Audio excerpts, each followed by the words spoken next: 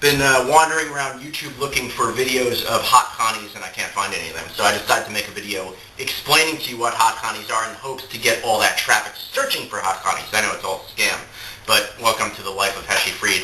No life whatsoever except to make videos on YouTube for your viewing pleasure in order so that I should prevent you from finding any Hot Chani videos. There is one about Hot Chani's bed. It has probably like 20,000 views because everyone out there is looking for this, impossible to find Hot Chani, which doesn't actually exist online except for on my blog, Satire.net. By the way, I did not invent this term. This term was invented by a woman named askshipra.blogspot.com back in like 2005 or 2006, and I have since co-opted the term to the point where all the Google traffic comes to my site. And a lot of people are searching for Hot Chanias every day, so I decided to make a video explaining to you all what a Hot Chani is.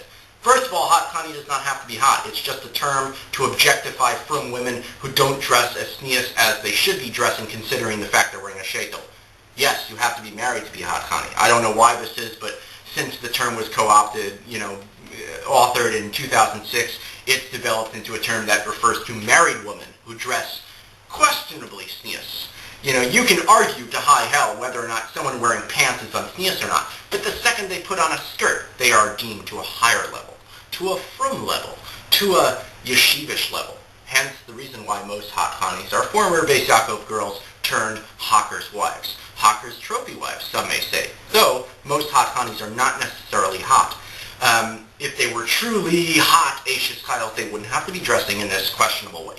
What the questionable way is, they're not actually very tznius at all, but for the Frum community, everyone dressing in long skirts, suddenly wearing a skirt that goes only to your knees, is deemed tznius. Maybe bummy, in fact, but they're wearing sheitles too, so therefore the hypocrisy comes in. Sheitles, tight shirt, always carrying some sort of, purse on their wrist, the other hand holding either sushi, some sort of beverage, with berries in it, healthy beverage, of course, because they're always watching their weight, although most of them aren't necessarily very skinny, even though they wear very tight shirts. In fact, a lot of Hot Chanis tend to have muffin tops created by their tznius shirts and skirts.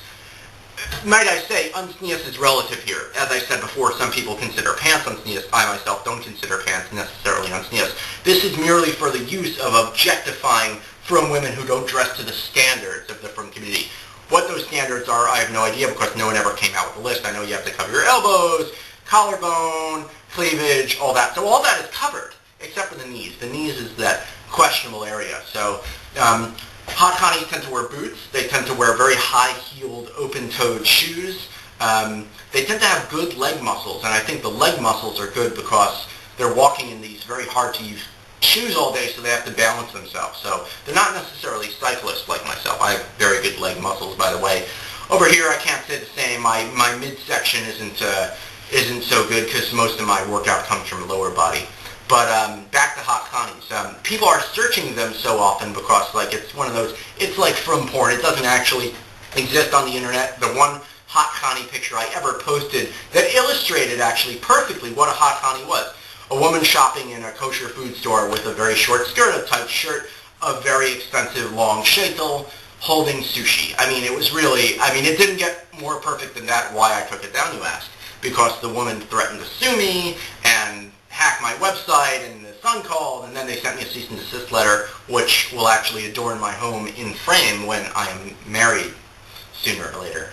It's supposed to be happening soon, but I'm getting cold feet, so I have to, we'll see when the engagement sort of comes. Hot Chanis. But please post your, offensive comments below. I know everyone's going to say, Zechil Hashem, I can't believe there's someone Frum. You call yourself Frum. You're not really Frum. You're wearing black velvet. But you'll notice actually my black velvet is the fake kind. It's not real. It's not a real black velvet. This is not real velvet. This is free from Emek Bracha in Palo Alto, and it even has one of those little buttons at the top that signifies that this is really a poser black velvet yarmulke. So thank you. From Satire.net.